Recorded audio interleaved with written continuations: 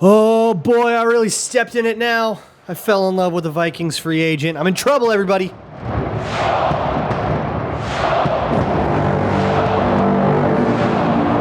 You are Locked On Vikings, your daily Minnesota Vikings podcast, part of the Locked On Podcast Network, your team every day. Hello, everybody. Welcome to the Locked On Vikings podcast, where we're always trying to learn something new. It's part of the Locked On Podcast Network, your team every day. And thank you so much for those of you who listen to this show every single day. My hashtag everydayers. I appreciate you all so much. Love hearing from you. Sound off wherever you can. For those of you who are new, hello, my name is Luke. I will be your host, and you can find this show wherever you find your favorite podcasts, whether it is a podcast listening app like SiriusXM or YouTube or even Amazon Fire and Roku. Just download the Locked On Minnesota Sports app. Today's episode is brought to you by FanDuel. Make every moment more. Right now, new customers get $200 in bonus bets with any winning $5 bet. It's $200 if your bet wins. Visit FanDuel.com/lockedon to get started. Today on the show, I want to talk about Andrew Van Ginkel, who I kind of have fallen in love with and finally getting a chance to pull down some tape and watch it. I know I'm like way behind on that, but man, gink me up, man. He gink it. Let's get ginking. Gink at me. That bit's not going to die. Hope you like it. So when I'm looking at a defensive lineman, and Andrew Van Ginkel's a defensive lineman, don't give me any of this linebacker crap. He's not like an off-ball player. He did have a very versatile role at times with Miami last year in that Vic Fangio scheme that we're so used to, or we are a little used to because we watched it for a year. But for one, they actually blitzed a bunch. So you got to see Van Ginkel in like stunt situations where he's got to like threaten upfield and then go back around, and there's a certain athleticism that it takes. Van Ginkel is a very good athlete, very explosive, ran a great 40, did great on all the agility drills and stuff like that. Not very big in terms of just like raw like size. So I think what Van Ginkel represents to me is sort of the peak of what a player with that particular deficiency can be. Because that quickness and that, tenacity mixed with really good hustle, mixed with really well-coached technique is a really productive player. There are certain things he just is not going to win on, and he'll take some L's that will, make your skin crawl a little bit. And so there is always going to be this sort of upper limit on what he can be. But that upper limit is already well past where you're happy with him as a starter.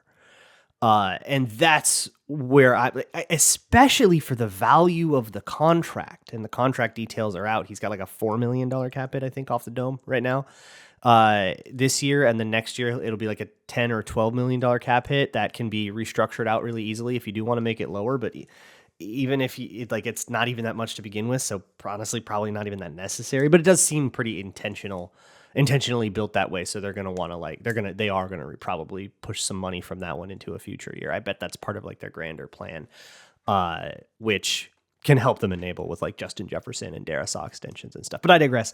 For that value, for what is not a particularly expensive player, we're getting a lot. I think when they first signed him, my instinct was like, okay, that's the Wanham replacement, right? Because all I was thinking was, all right, yeah, a smaller kind of 3-4 outside linebacker type that's, more quick than strong. And like that was like the idea I had of him in my head, which isn't wholly wrong, but it is incredibly incomplete. And I don't think that was giving him enough credit. This dude can be an every down starter. He came off in certain packages for the Dolphins. That's why his snap count was a little lower when they had like certain base packages out and certain like tight fronts that they were doing that wanted a little bit more beef inside. They would take him off of the field. And this is just last year. What I didn't take a look at really was how Brian Flores used him when he was there, which maybe would be a topic for another day, because I was just trying to get a sense for what like he, how he decides to rush the passer and stuff. But what I'm finding out as I have kind of been inundated in a journey of trying to learn more defensive line stuff. And this is both for the draft, but also because I guess I got like 4 of these guys to scout now for free agency. But that's kind of been my mission, is focusing on D-line. And I'm like finding out that I care a lot about hustle plays because those are so unteachable. That's so innate, I think, to who you are.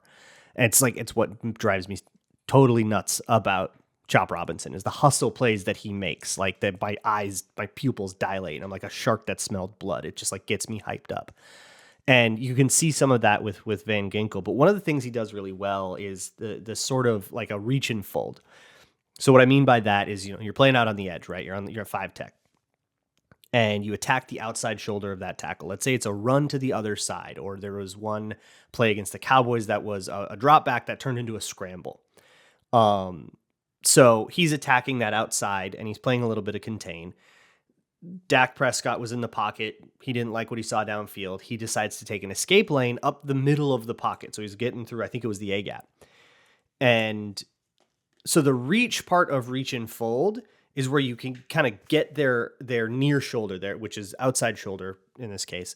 And you kind of get control of it, and then you snatch it down and away. And it takes a certain amount of quickness and control over your weight to be able to snatch that and then like flash your face across your face mask across his face mask. And once you can like cross face like that quickly and with a force applied to the tackle the other direction with that down and away, that kind of snatch, you can get that guy a little off balance, or at the very least use his stance and his, he's very stoutly set up. That's how a tackle's going to want to be, right? You're almost pulling yourself up against him like he's a big rock in the ground. And then you can kind of get going that way. And then it's just a matter of motor and hustle. And you can see Van Ginkel make a play there. But he's not just an effort guy, just like an effort only guy. Like DJ Wanham's effort was fantastic. There was other stuff that he didn't have, but when it was time to just chase a guy down, my God, that dude out hustled everybody else on the field. With Van Ginkel, his quickness and explosiveness is apparent everywhere in the play. Like on a lot of those stunts, being able to see those stunts, you have to stop and start and move around, and you have to actually cover a few gaps. You have to take 2 to 3 steps, get up to speed, get in and decelerate again and get up there. And he was able to be really, really smooth about that. And then in terms of just how he actually rushes the passer, this is where you get into a little bit of trouble with his size. When he does like speed to power, yeah, he's just going to get stopped up sometimes. Like sometimes he just kind of gets caught up and the tackle can accept all of that force and just like stop him. That's just kind of, there's not enough Andrew Van Ginkel for that kind of move. And it depends a lot of the time. A lot of the time he will just like speed rush around the outside. And the only point of that is because you just want the tackle out of the equation because Christian Wilkins is next to you and you're trying to do something for him, right? That's like a part of pass rushing that, every pass rush play has something, right? It's not just go get the guy. It's never just go get the guy, right? It's, you've got to be outside here. You must release outside, or you have like a 2-way or something like that. So some of those pass rushes were just that when it was speed and him just like trying to get up and around the edge, the speed looks good, right? He's not a particularly bendy underneath kind of rusher. He can bend okay, but it's not like the game that he prefers, I don't think.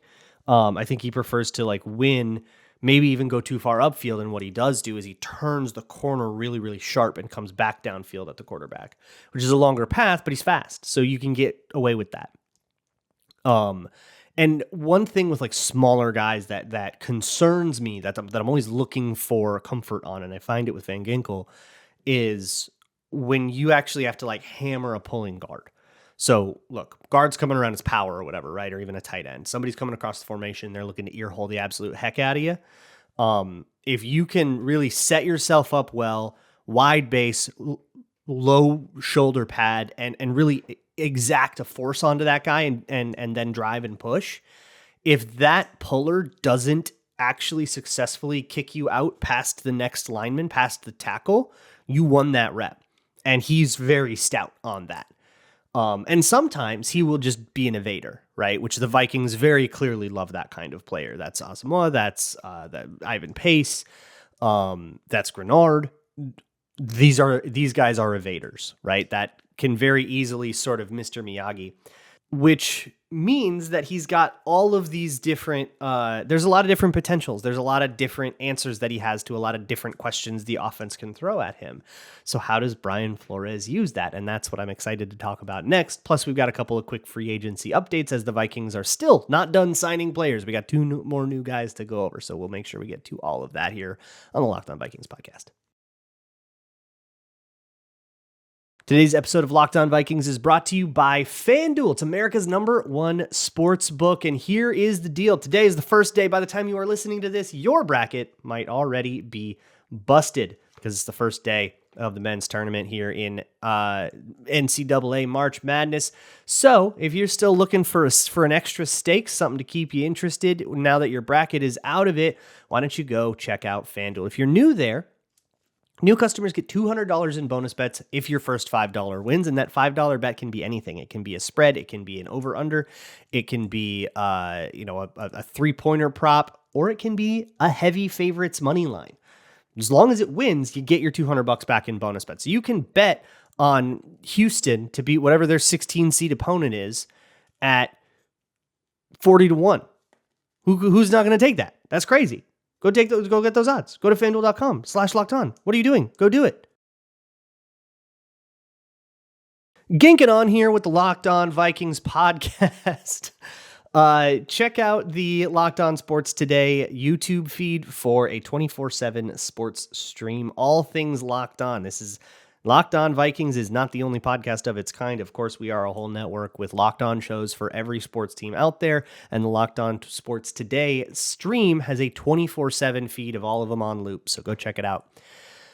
Let's talk about the fit here with Van Ginkel. Obviously, it's a fit that Flores likes. He has coached Van Ginkel a lot in the past, right? They crossed paths in Miami. He came out of the draft in 2019, so he was there for Brian Flores' first year. He was part of Flores' first draft class as the head coach of the Dolphins. So obviously, there's a lot of familiarity here. So what is the point of Van Ginkel? And I think this is where you're going to see things be a little bit different than they were for the Dolphins last year with Van Ginkel. I don't think that he stays as stationary as he was in the Fangio defense. And I think there's this interesting stylistic thing I would love to see, like, Here's an analytics project that I would love to see that I don't know enough about coding to do, but if any good nerds are out there listening, I would love to see this. I would love to see a defensive lineman study, pass rush study on if you wanted to do pressures or win rate or whatever you want to use, EPA or whatever however you want to measure the success of a defensive lineman's pass rush based on or like how it correlates to how much that guy moves around the formation. And the question I'm asking is, if that guy moves a lot around the formation, does it undermine his chances to win when weighted by situation? That's the kicker that I want, is when weighted by situation. I spoke a little bit on Locked On Texans to John Hickman when I had him on my show. I think I cut it out of Locked On Vikings for time, but I'm sure it made it onto Locked On Texans. Because that's what I was there for. But talked about it a lot with Daniil Hunter that he would, hand in the dirt against the same tackle all day long, and he would set you up with speed to power, speed to power, speed to power, speed to power. That would always be his move. That means you charge up field really fast, you stick a foot in the ground on your third or your fifth step, and then you're like outside step into the ground, and you transition directly into a bull rush from there. And the idea is hopefully you threaten enough speed that the tackle is going to warp his pass set angle enough to give you a good angle at a bull rush so you can actually get him off his leverage that way. It's a great default move. Everybody can have a speed to power no matter what kind of lineman you are. It's a very good universal thing, and it's what Daniil Hunter always did. It was the first thing Andre Patterson taught him when he got here in 2015. And when you do that all day long, the answer to it for a tackle is going to be to set a little bit wider and further outside to cut off that angle up top and essentially take the fight to the guy, right? You want to basically be engaging before he can set himself up for a bull rush if you're the tackle. And when you start getting pass sets like that all the time, you are suddenly very susceptible to any number of inside counters, spin moves, swim moves, reach and fold, anything that counters to the inside. You're going to be really, really susceptible to that. So Danielle Hunter would do that. And you kind of saw the dividends of that with Van Ginkel being able to threaten a lot of speed and being able to win to the inside. There's this great play against the Buffalo Bills in Week 18 that you might remember if you were watching that game, where Van Ginkel actually does get that same kind of inside counter, gets his hand on the ball, and then it goes up and into the air, and it's actually caught for a stupid lucky Bills touchdown. But if you want to go look at that play, look at Van Ginkel on that play, and you'll kind of see what I'm talking about there. You might lose that advantage, but what you gain in return is it's just impossible to set protections against these defenses that are always amoebaing everybody around. Like, that's the trade-off, right? It's very much a stylistic thing. It has got its pros and its cons, and some teams will do it some way and some teams will do it the other way. So I think that those are some of the more interesting decisions when there really is, a good argument for doing it either way. But honestly, what I think Van Ginkel offers to the Vikings is more about versatility rather than it is how good he is at any one particular thing. It's the number of things that he is good at. And one of the things that he ended up doing a lot in those 3-4 base packages for Vic Fangio, and you might remember being pretty frustrated about this sometimes when it was like Zadarius Smith would drop into coverage and then get like beat, right? Or there was one where it was like a D tackle or something that got beat. I think it was against Carolina that got like beat for a big long play, maybe even a touchdown, or it was like DJ Wanham or someone like that. And you're going, why is that guy backing off into coverage? My goodness. Van Ginkel offers the lovely, rare skill set of actually being pretty good at zone drops. He gets a lot of depth from them. He doesn't exactly like bail his entire hips around. He can hit a landmark. He can keep his eyes on the quarterback and go make a play. Still probably exploitable to a point, and you just always are going to be when your number is 43. But it's definitely a versatile guy. And what would end up happening sometimes is, gosh, do you remember a play? I think this was 2022 week 1, where Preston Smith was one-on-one with Justin Jefferson, and Justin Jefferson like cooked him. And I don't even know if Justin Jefferson got the ball on that play, but it happened, right? And like the broadcast pointed it out. Maybe it was 2021. I remember it was a home game against the Packers when that happened. That will happen in the Fangio scheme too. So you actually get to see, and that's what the Packers were running. You actually get to see Van Ginkel like split out wide and like be on a slot corner and then like have to zone drop, and he doesn't look uncomfortable. That's pretty cool for a guy that's mostly like an edge setter and a pass rusher, right? And that allows you to maybe stay in a base package a little bit more often and be able to, drop him into coverage a little bit more often, in a weird way that is like helpful against the run, because you can feel better about Van Ginkel in coverage. You can afford to have other players out there that you don't necessarily feel as good about in coverage and then not put them in coverage if it is a pass play. But usually those kinds of guys are big old D tackles that are good against the run, right? This roster ain't done yet, though. That's the thing.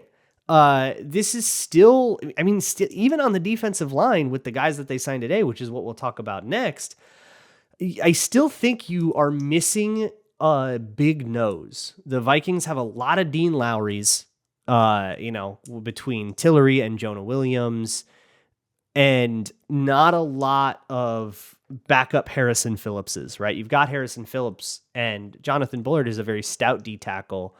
And then you've got Jaquelin Roy, who's the only other defensive player over 300 pounds, him and Phillips. So I do still think a D tackle is coming, like a nose tackle that is at the very least going to compete to start. But let's talk about who the Vikings did sign, and where their roster stands from there. That will all come up next.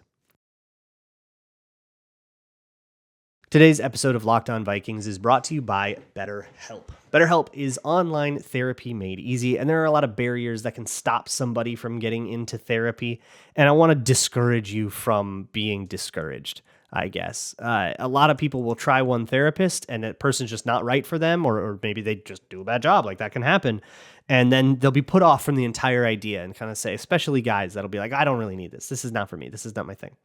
But I encourage you to keep trying. And with BetterHelp, if you don't like the therapist that they match you up with, you can switch therapists at any time for no additional charge. And it is entirely online. It's designed to be convenient and flexible and suited to your schedule.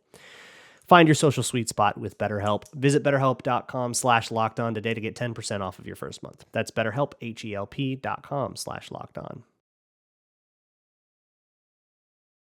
There's one more Andrew Van Ginkel thing that I want to talk about before I get into the new guys. There's this great story moment that I remember from Hard Knocks this year, the in-season Hard Knocks with the Miami Dolphins. It's from, I think, episode 2, maybe even episode 1. They're playing the Raiders. And as Mike McDaniel is like briefing his team on Max Crosby, he says, hey, don't hesitate or else he'll go full Van Ginkel on you. That is pretty high praise. That is not like the same thing as like when Bill Belichick would like gas up some random special teamer in front of the media where he's like kind of halfway messing with you. Like that's real praise. And what he meant like by that was all of the like Mr. Miyagi stuff that that Van Ginkel is so good at, those quick hands. Nobody's like Crosby about it, right? Crosby, that's like his claim to fame is essentially being like water so much that he is like kind of untouchable sometimes. But that sort of evasion is I think where Van Ginkel truly shines. And at the same position, at that same kind of outside linebacker type, you got Jihad Ward, who was most recently with the New York Giants. He signs a small one-year deal with the Minnesota Vikings. I don't have the contract details in front of me. I think it's a small one-year deal, and this is very much a depth player that's going to like fight for a roster spot. He's been around for a long time, though. I mean, he's made teams, been in the league since 2016. He has bounced around a lot of teams, but he's made teams, and he's been on the roster, and he's played football games, right? He was a regular player, played about half-ish the snaps for the Giants. Oh, no, more than half, I would say, for the Giants just last year, playing in that outside linebacker spot. So that is now between Van Ginkel and Grenard and Patrick Jones and Andre Carter, plus your, I think it's not Benton Whitley, but, plus your kind of futures contract, random camp body types. It's starting to look like a room that if you didn't draft someone and add to it, you would at least not like laugh it out the door, right? It's got at least enough rosterable players on it. Now, does it have the starting quality talent? We'll see, right? Hey, I like Van Ginkel. I like Grenard. Maybe I'm being too harsh on this particular room. They're better fits for that specific, like, let's drop you into coverage a lot role. Like, that was always a little weird with Danielle Hunter. So maybe it's built in at least a stronger mold, even if it's not as strong of a player. So I guess there's that to look at. So maybe I'm going too harsh at that particular part of the roster.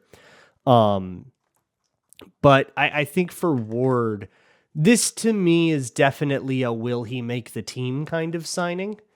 And that'll be much easier to project once we actually have the draft, but that is something on the bubble for me, at least. The other signing is not only another guy with a Brian Flores connection, but also yet another Houston Texan. We're just like taking that whole defense, I guess. It's Kamu Grugier-Hill. I'm sorry if I didn't say that right. Mostly an off-ball linebacker. For the Texans most recently, and then the Patriots as well. So, I mean, you've got like plays on that Texans tape where like Grenard was there with, Blake Cashman over him next to Grugier-Hill. All these guys are Vikings now, kind of funny. But it's a little bit harder to get, to glean an idea of who he is, but he does add to that kind of, I'm going to put him in like the Troy Reader bucket right now, not necessarily to compare him to a guy that didn't even make the team or to make that prediction, but that's kind of where we're at, where he's like a veteran depth guy, very much a special teamer. And in fact, his ability on special teams has been kind of touted as the reason that he's in the building. And guys like that, it's a lot harder to cut them, right? See Najee Thompson, right? Like if you're trying to project the 53-man roster, look at special teams, you will make the coolest calls doing that. So that might be what brings him in, but obviously these rooms are going to start experiencing pressure. So just looking at the roster as it stands right now, I'm looking at it, I got it in front of me, and we've been tracking it in this way where I've kind of been saying, okay, everybody who made the team last year and any incoming free agents, what roster does that create, right? So we're not relying on practice squad guys necessarily, what kind of roster does that create? So there are 51 such players. We still have 2 players left to go, but of course there's the draft coming up. And on defense, at least, that D-line, that interior is Phillips, Bullard, Jaquelin Roy, Jerry Tillery, and Jonah Williams. I'm counting Jonah Williams as an inside guy because I think he plays that Dean Lowry 5-tech position a little bit more than he does like a true, Jonathan Grenard outside linebacker edge rusher. Seems like he's a little bit more of the, not the nose, but the 3-tech or the 4-eye, in a tight front kind of guy. So there's those 5 on the inside, and then on the outside, Grenard, Van Ginkel, Patrick Jones, Andre Carter, and then this Jihad Ward guy.